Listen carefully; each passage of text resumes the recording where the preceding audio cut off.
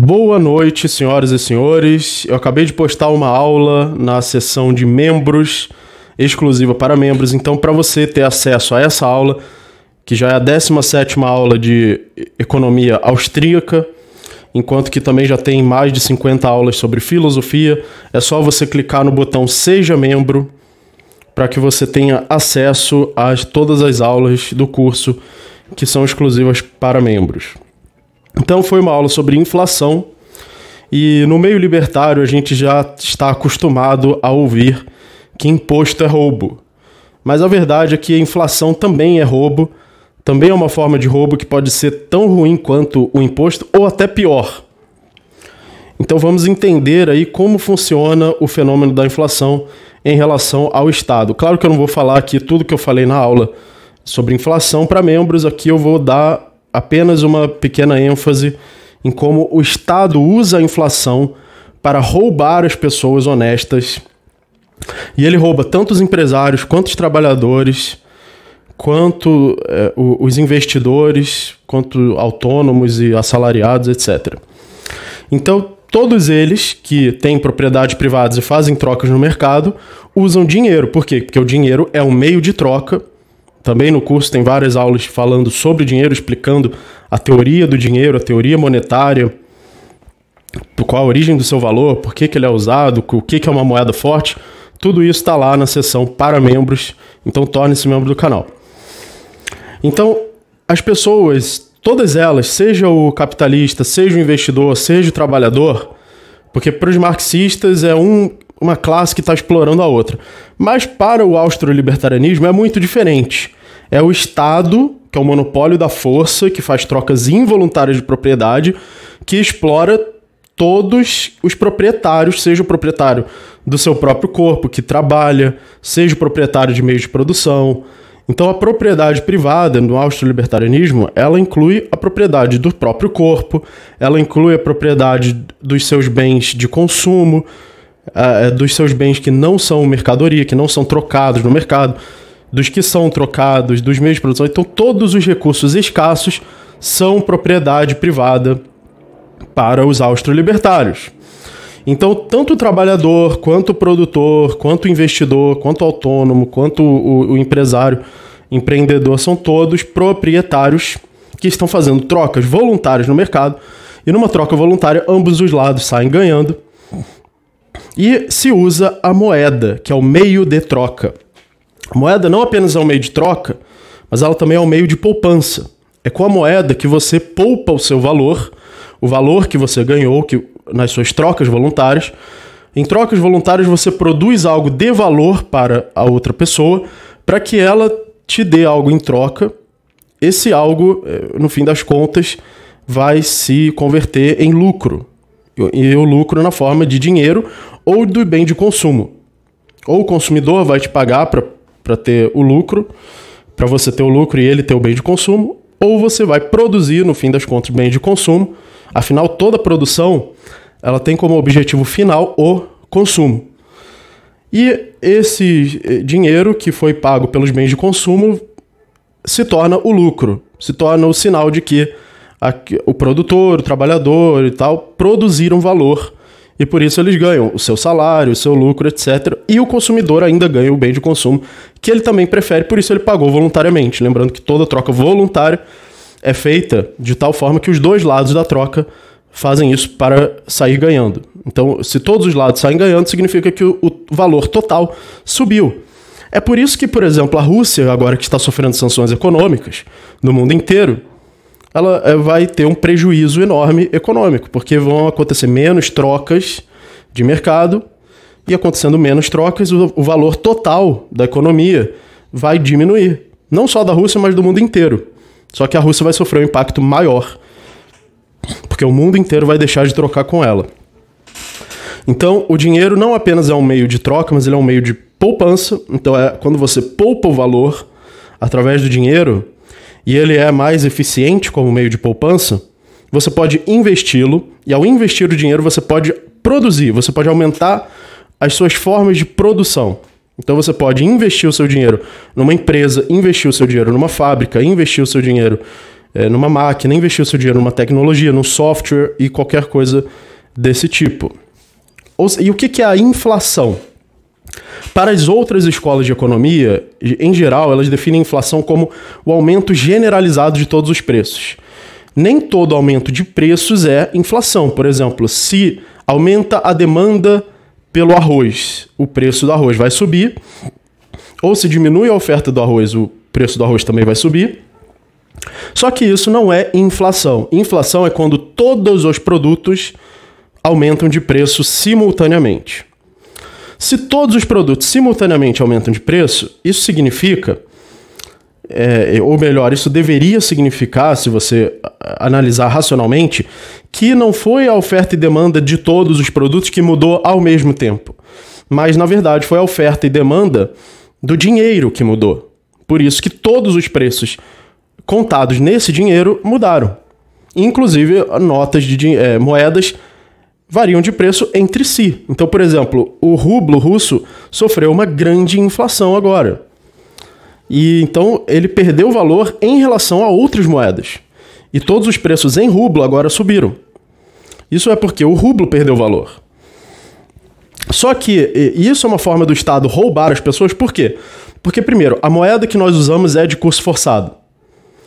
Ela era, antigamente, um vale-ouro.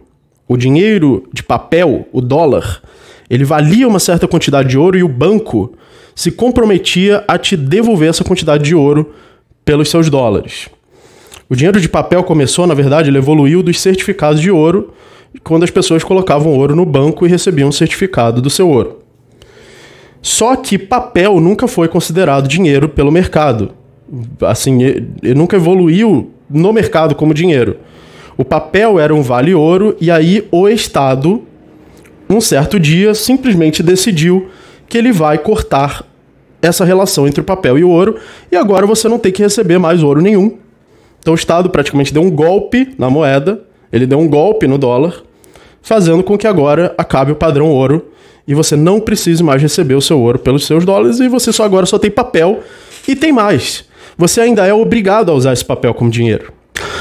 Então, se o Estado forçou você a usar um dinheiro de papel, que pelos vídeos aí da teoria monetária do curso de escola austríaca, a gente sabe que uma moeda precisa ser escassa, precisa ser durável, precisa ser portável, precisa ser divisível. E nada disso o papel tem em destaque. O papel não é uma boa moeda. Então, o Estado te obriga a usar o dinheiro de papel e agora ele tem uma coisa chamada impressora, óbvio. Ele pode imprimir mais dinheiro. O Banco Central, que é um monopólio, e esse monopólio é ligado aos interesses do monopólio do Estado, da força, ele pode imprimir mais dinheiro. Isso significa que vai aumentar a oferta de dinheiro. Se aumenta a oferta de dinheiro, todos os preços sobem. Então, uma outra forma de explicar seria, imagina que eu tenho X quantidade de dinheiro para Y quantidade de produtos. Afinal, o dinheiro é um meio de troca que vai trocar por esses produtos e serviços. Se essa quantidade de dinheiro aumenta, dobra, agora isso não significa que a quantidade de produtos e serviços dobra junto.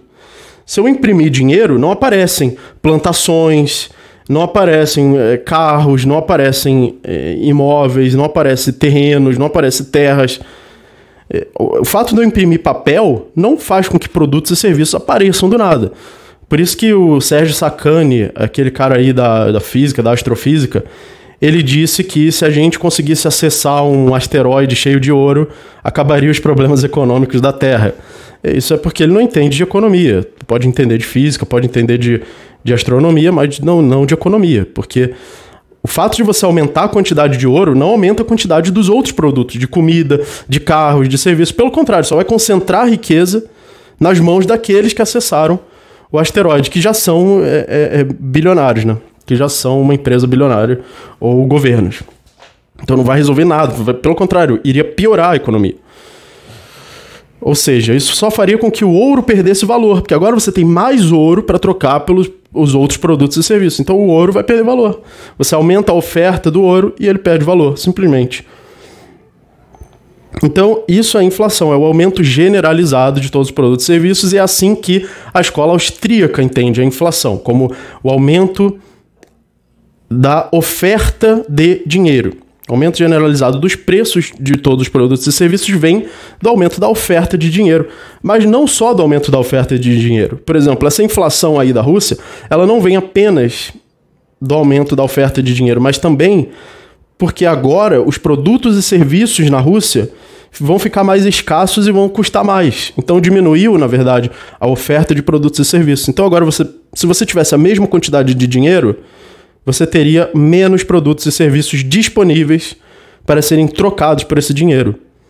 Então é a relação entre a oferta de dinheiro e de produtos e serviços que causa a inflação.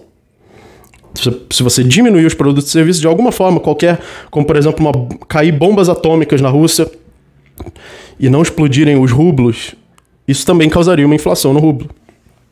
Porque agora você teria muito menos produtos e serviços e a mesma quantidade de rublo para trocar por eles.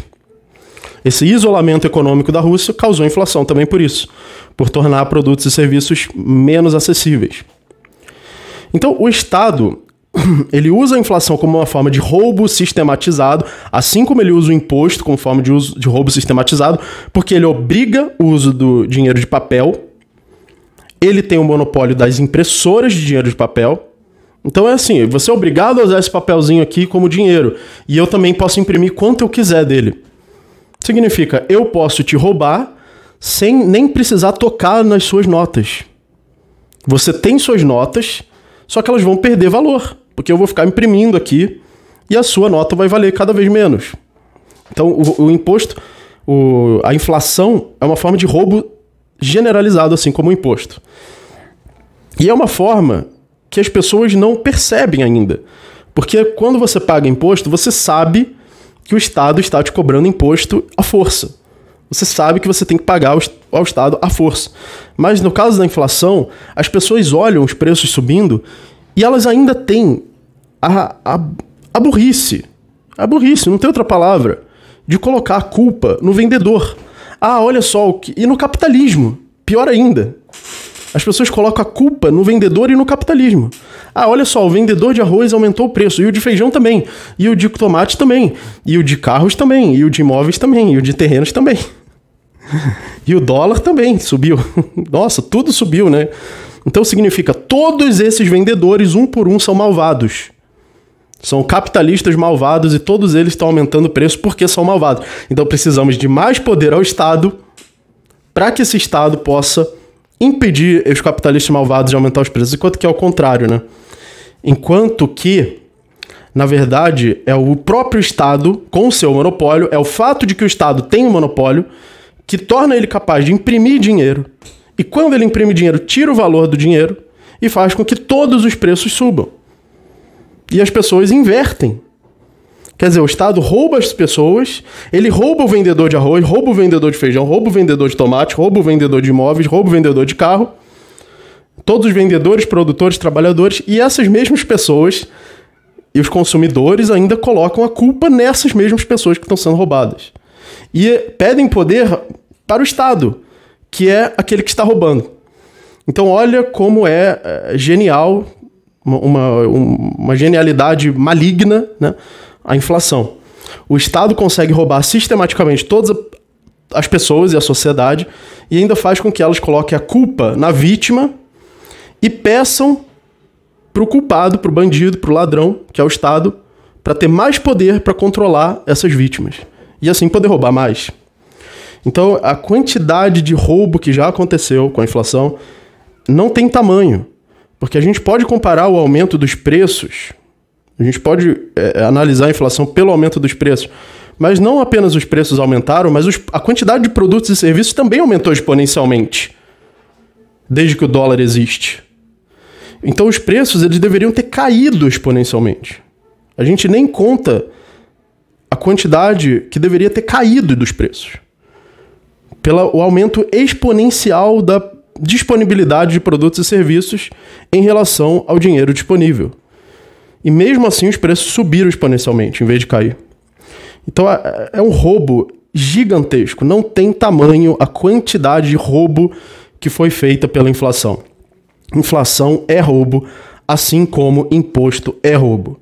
Muito obrigado, espero que vocês tenham gostado do vídeo. Se vocês quiserem assistir as aulas de inflação, de teoria monetária, todas essas teorias vocês vão entender em muito mais detalhes, tornando-se membros do canal, para ter acesso a todas as aulas de economia austríaca, de escola austríaca, e das fundamentações filosóficas também da economia. Então são aulas bem detalhadas e bem completas e fundamentadas na filosofia. Então torne-se membro do canal e ajude o canal também com Pix, com seu like e a sua inscrição, que só isso já ajuda também esse vídeo a alcançar mais pessoas e para pessoas entenderem o que é inflação, porque as pessoas realmente colocam a culpa nas vítimas e pedem para o próprio bandido salvá-las. Isso é muito bizarro, é muito triste. O Estado consegue inverter as coisas e continuar roubando sistematicamente a sociedade. Provavelmente vocês já viram alguém culpar os vendedores pelos aumentos de preços, né? Então, muito obrigado a participação, a todos que ajudam o canal e que são membros, e até a próxima.